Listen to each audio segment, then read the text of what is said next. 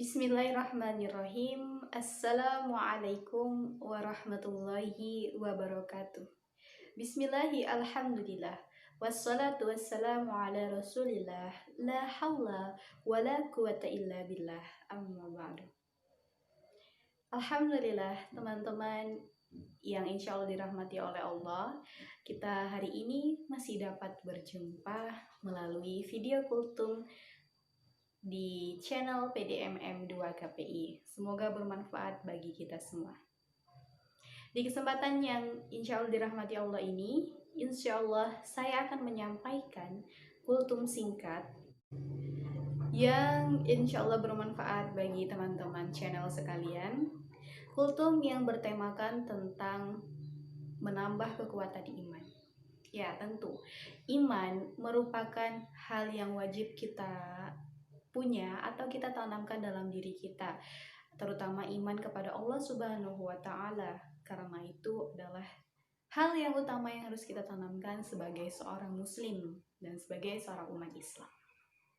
Iman adalah diucapkan melalui lisan kita, diyakini dengan hati kita, dan kita lakukan dengan perbuatan atau amal kita, seperti melaksanakan hal-hal yang dianjurkan oleh Allah Subhanahu wa Ta'ala dan menjauhi seluruh larangannya. Lalu bagaimana cara untuk menambah kekuatan iman di dalam diri kita? Nah, berikut adalah beberapa cara agar kekuatan iman atau iman kita semakin bertambah kepada Allah Subhanahu wa Ta'ala. Yang pertama yaitu memperbanyak membaca Al-Quran dan mentadaburinya. Maksudnya apa? Maksudnya bukan hanya membaca, tapi kita juga harus memahami makna dari isi Al-Quran tersebut. Apa yang kita laksanakan? Beberapa orang ada yang hatinya bergetar ketika membaca ataupun mendengarkan bacaan Al-Quran. Maka dari hal tersebutlah keimanan dalam diri kita semakin bertambah. Dengan kita mencintai Al-Quran, maka kita akan senantiasa mencintai Allah Subhanahu wa Ta'ala. Kemudian yang kedua yaitu kita senantiasa mempelajari Asmaul Husna dan sifat-sifat Allah. Mempelajari nama-nama Allah yang indah serta sifat-sifat Allah yang 20, maka kita harus melaksanakan hal tersebut. Karena dengan kita mengetahui lebih banyak mengenai Tuhan kita, mengenai Allah Subhanahu wa Ta'ala, maka lambat laun cinta kita akan semakin dalam. Cinta kita kepada Allah Subhanahu wa Ta'ala akan semakin tertancapkan di hati, lubuk hati kita terdalam. Masya Allah. Kemudian yang ketiga yaitu kita haruslah mempelajari sirah nabawiyah, mempelajari silsilah keturunan Nabi, mempelajari mengenai sahabat-sahabat Nabi, keluarga terdekat Nabi, dan orang-orang yang bersama Nabi. Maka dari hal tersebut kita akan senantiasa mencintai dan mengagumi Rasulullah SAW karena kita telah membaca sirahnya tadi. Ya, benar sekali. Kita tidak akan cinta terhadap sesuatu jika kita tidak mengetahui mengenai asal-usulnya. Maka dari itu, dengan mengetahui sirah Nabi, sirah Rasulullah SAW, beserta sahabat-sahabatnya, beserta kerabat dan keluarganya, maka kecintaan kita terhadap Nabi atau terhadap Rasulullah SAW akan bertambah.